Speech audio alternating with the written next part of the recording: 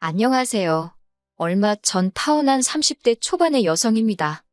저보다 3살 많은 남자친구와는 직장 동기로 만났어요.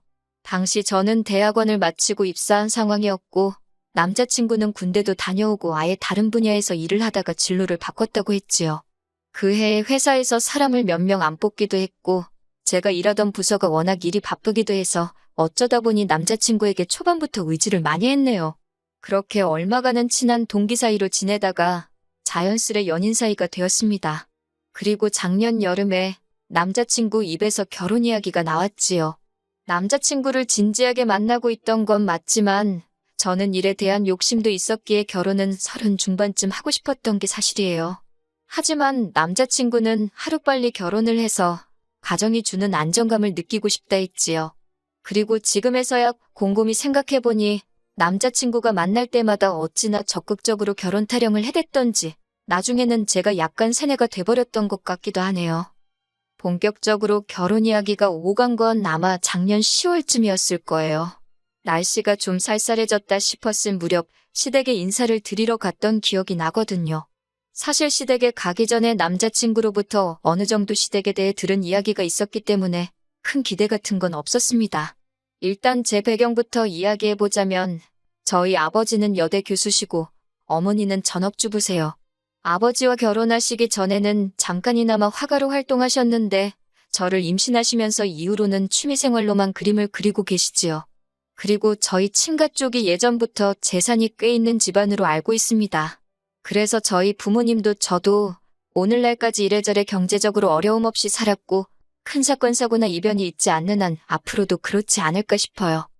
반면 남편의 배경은 절대로 제가 잘났다거나 특별하다는 이야기는 아닙니다만 저에 비하면 긍정적인 상황은 못 되었네요.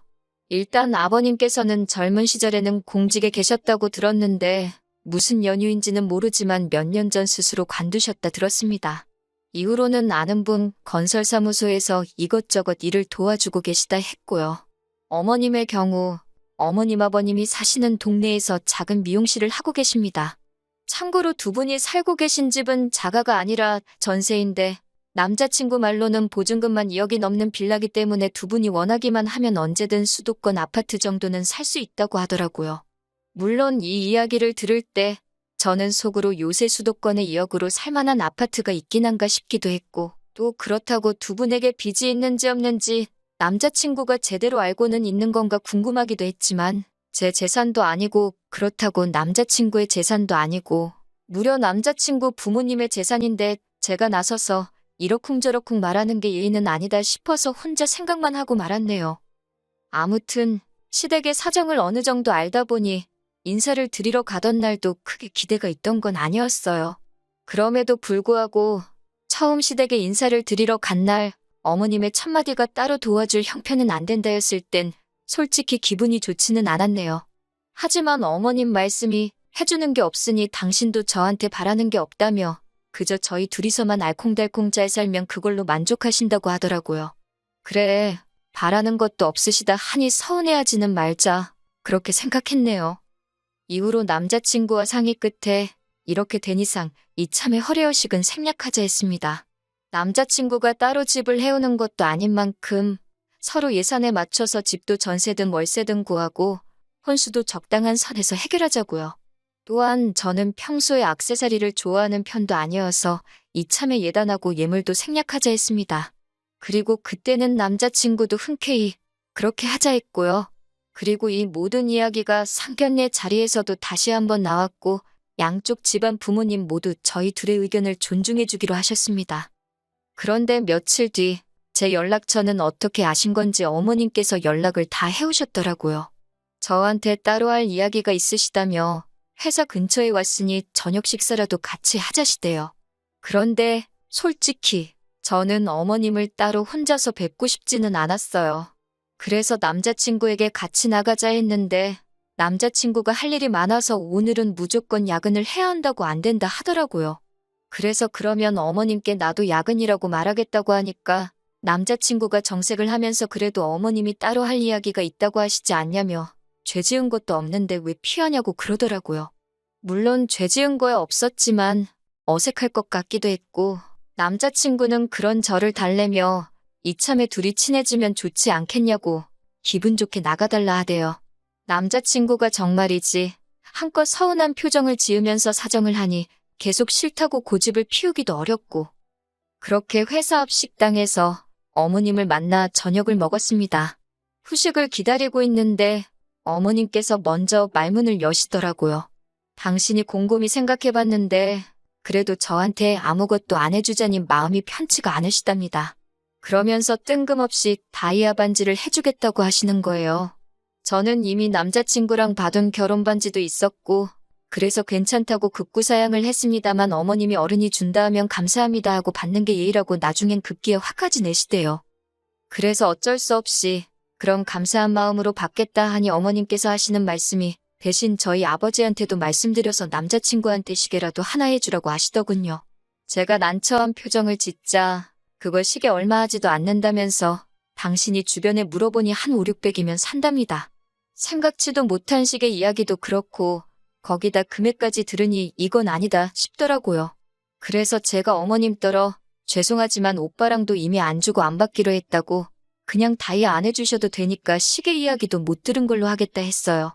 그랬더니 어머님이 이번엔 나오지도 않는 눈물을 훌쩍이시며 당신이 금이야오기야 키운 아들이 시계 하나도 못 받고 장가가는 게 속상해서 그러신다나요? 결국 제가 일단은 남자친구하고도 그렇고 저희 부모님하고도 이야기를 해보겠다 했네요. 그날 밤 남자친구에게 어머님이 하신 말씀을 전하니 남자친구가 한다는 소리가 그래도 어머님이 무조건 시계를 내놓으라 하신 것도 아니고 저한테도 다이아를 해준다 하시는 거 아니냐. 그러면서 너무 부담스럽게 생각하지 말자며 저도 다이아 하나 받고 자기도 시계 하나는 받고 결혼하면서 이 정도는 괜찮지 않겠냐 하대요. 갑자기 말이 바뀐 남자친구의 태도가 탐탁치는 않았지만 이 이야기를 들으신 저희 부모님께서도 너무 안 주고 안 받는 것보단 그게 낫겠다 하시더군요. 그래서 이때는 저 스스로 어머님 말씀을 내가 너무 예민하게 받아들였나 싶어서 반성까지 했다니까요. 그리고 한 일주일쯤 지났을까 어머님이 반지 맞추러 가게 어디로 오라며 주소 하나를 보내셨더라고요. 저는 당연히 백화점이나 하다못해 종로로 갈 줄 알았는데 주소를 확인해보니 어머님 아버님 댁 근처에 있는 금은방이었습니다. 느낌이 뭔가 쎄했지만 금은방 생긴 게 마음에 안 들어서 안 갈래요. 그럴 수는 없잖아요. 그래서 일단 오라는 대로 갔지요. 아니나 다를까 이렇게 표현하자니 그렇지만 아직도 이런 금은방이 있나 싶을 정도로 오래된 금은방이었습니다. 언뜻 훑어봐도 제 마음에 드는 디자인은 하나도 없을 것 같았지요. 한편 어머님이 주머니에서 주섬주섬 무언가를 꺼내셨는데 그건 한눈에 봐도 오래된 반지였습니다. 저걸 왜 가져오셨나 싶었는데 어머님이 먼저 하시는 말씀이 당신한테 의미 있는 반지라서 저한테 물려주려고 그런다는 거예요. 포장해서 말씀하신 게 물려주는 거지. 솔직히 저는 어머님이 하시던 반지를 물려받는 거라고는 생각을 못했기에 너무 황당했어요. 그런데 더 웃긴 건 금은방 아저씨가 이리저리 보시더니 아무래도 가운데 달린 건 진짜 다이아가 아닌 것 같다고 하시더라고요. 그러자 어머님이 그럴 리가 없다며 허둥지둥 하시는데 제가 다 민망해서 낯을 들 수가 없었습니다. 결국 금은방에서 나와 제가 먼저 어머님께 다시 말씀드렸어요. 이미 오빠랑 받은 반지도 있었고 저는 정말 다이아 안 받아도 괜찮다고요. 그랬더니 어머님께서 그러면 당신 아들 시계는 어쩌냐입니다. 이때는 저도 솔직히 좋은 말이 안 나가서 그러면 어머님이 장가가는 아들 선물해준다 생각하고 하나 해주시면 되지 않겠냐고 물었습니다. 어차피 저한테 반지 하나 사주시는 것도 돈이 꽤 들 텐데 그 돈으로 차라리 시계를 사주시라고요. 틀린 말이 아니어서 그런지 어머님도 못마땅한 표정만 지으셨을 뿐 별다른 말씀은 더 안 하시대요. 그리고 며칠 뒤였습니다. 남자친구 말이 저희 아버지를 만나기로 했다더라고요. 생각지도 못한 일이라서 둘이서 왜 만나냐, 뭐 하려고 만나냐 물으니까 백화점에 가기로 했대요. 저희 아버지가 남자친구 시계를 사주신다고 하셨다는 거예요. 생각지도 못한 남자친구의 말에 당황한 제가 아버지께 전화를 드렸습니다. 아버지께서 하시는 말씀이 너무 신경 쓰지 말라며 사실 며칠 전에 제 시어머니 될 분한테 연락을 받으셨대요. 당신이 금이야 오기야 키운 아들인데 장인한테 시계 하나 못 받고 장가가는 게 마음이 안 좋아서 그런다며 형편 되시면 하나 사주시면 안 되겠냐 그랬다나요? 너무 뻔뻔한 어머님의 태도에 이야기를 전해 듣던 제 얼굴이 다 붉어지는 기분이었습니다. 저는 일단 아버지께 그러면 그냥 나중에 내가 오빠랑 가서 같이 고르고 사주겠다고, 오빠 입장에서도 아빠랑 가는 것보단 나랑 가는 게 편하지 않겠냐는 말로 둘러대곤 그날 약속을 취소하게 만들었어요. 그리고는 남자친구에게 이게 무슨 경우냐며 따졌습니다. 주는 거 없이 받는 거 없이 그렇게 식을 올리자고 한 것도 다 오빠 쪽 사정을 고려해서 정한 거였는데 이렇게 뒤로 이거 해달라 소리가 나오면 곤란하다고요. 그러자 남자친구 말이 자기는 정말 아무것도 몰랐다면서 자기가 어머님하고 잘 이야기해보겠다대요. 그리고 저는 이 말을 찰석같이 믿었지요. 하지만 제가 정말 폭발하게 된 건 그 이후의 일 때문이었습니다. 저희 파혼의 결정적인 이유이기도 하고요. 시계 사건 이후로 어머님은 제가 기어이 그 시계 하나 안 해주려고 용을 썼다는 식으로 저를 치사한 사람으로 몰아가셨고 저는 저대로 어머님의 뻔뻔한 태도에 학을 뗀 상태였어요. 그 와중에 식장 이야기가 나왔는데 어머님이 자꾸 당신 동네에서 가까운 웨딩홀을 고집하시더라고요. 하지만 객관적으로 봐도 저희 부모님 하객이 월등히 많은 상황이었기에 아버지께서 어머님 아버님께 양해를 구하고 호텔에서 식을 올리자 하셨습니다. 대신 결혼식과 양가 하객들 식비는 저희 쪽에서 전부 부담하겠다 하셨고요. 그런데 이 이야기를 들으신 어머님께서 저더러 얘기 좀 하자 하시더니 하신다는 말씀이 당신이 아무리 생각해봐도 호텔 내식이라니 그거야말로 허례허식 같답니다.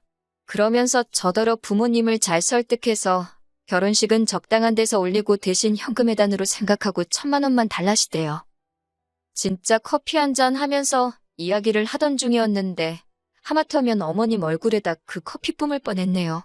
저는 간신히 커피를 삼키고 어머님께 갑자기 무슨 예단비를 말씀하시는 거냐, 그렇게는 못 해드린다 했습니다. 그랬더니 어머님이 하는 소리가 당신 주변에서는 며느리 들어온다 하면 핸드백 사다 안기고 밍크 사다 입혀주고 그런다나요.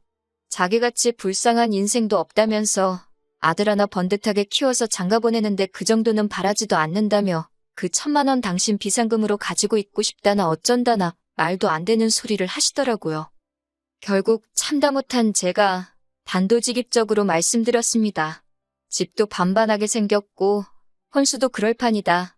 저도 받은 거 하나 없다. 제 주변에도 해가는 거 없이 시댁한테 이것저것 받아서 시집가는 친구들 많다. 저희 부모님도 저희를 반듯하게 키워서 시집 보내시는 거다. 진짜 쉬지도 않고 그동안 속에 있던 말들을 쏟아낸 것 같아요. 그랬더니 어머님이 어이가 없단 표정으로 절 바라보시더니 말 잘해서 좋겠다며 한껏 비꼬시더라고요. 어머님과 그런 대화를 나눈 후 3일 동안 휴가 내고 집에서 남자친구 연락도 피하고 혼자 정말 많은 생각을 했습니다. 그리고 결론은 파혼이었어요.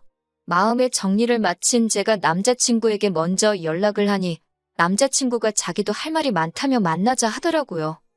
그렇게 카페에서 마주 앉았는데 남자친구가 먼저 대뜸한다는 소리가 결혼 전에 고부 갈등이라니 자기는 생각도 못했다면서, 그리고서는 저더러 무조건 어머님한테 죄송하다 하래요.